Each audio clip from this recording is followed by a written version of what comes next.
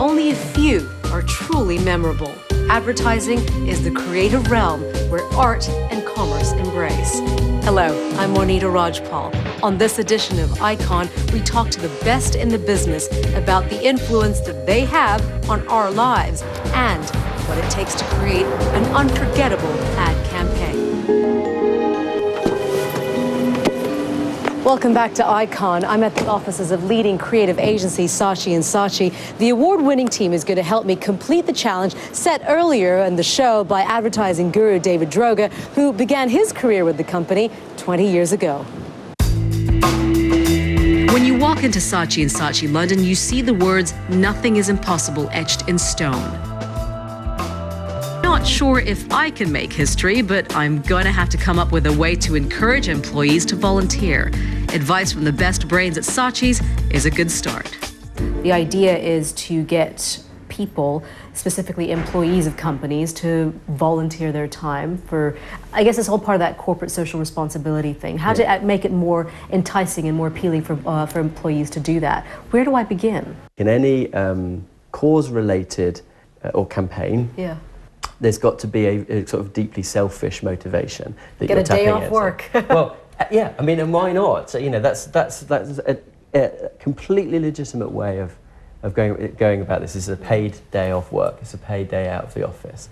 You know, the flip side of that for employers is obviously, you know, that may seem a bit of an edgy message, but the flip side is, you know, your employees come back more interesting, you know, feeling better about the company that they work for, less likely to come and ask for a massive pay rise, all those wonderful things that this sort of stuff does. Okay, I have an idea. Let's see if David likes it. I have to say I'm very nervous about this because I'm not an ad person, but I'm going to do my best. The first one is to have someone who spends all their time watching these videos on YouTube. That's how they find their fun, pretty much playing on that, saying you've got a lot of time in your hands is a better way to use it. The other one, which is kind of funny in the idea that we use an inanimate object in your office. It could be a stapler, basically talking back to you to say, you know, hi, I'm a stapler, you know me, I've studied you, and I know exactly all your movements and everything that you do, and I think there's a better way for you to spend your time, which would be to go volunteer.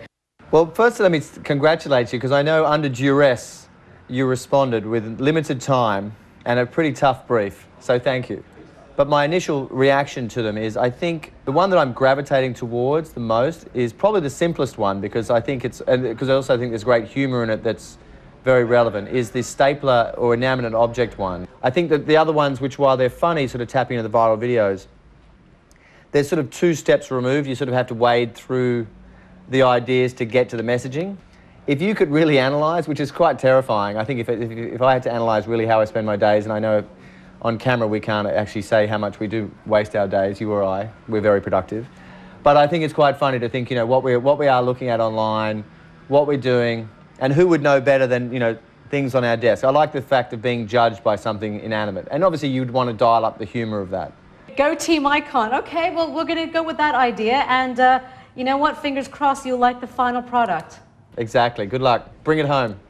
One example of the aggressive marketing strategy which has played a huge role in the company's success. We take a look now at how Coca-Cola moved from one small corner store in Georgia, USA to billions of sales worldwide.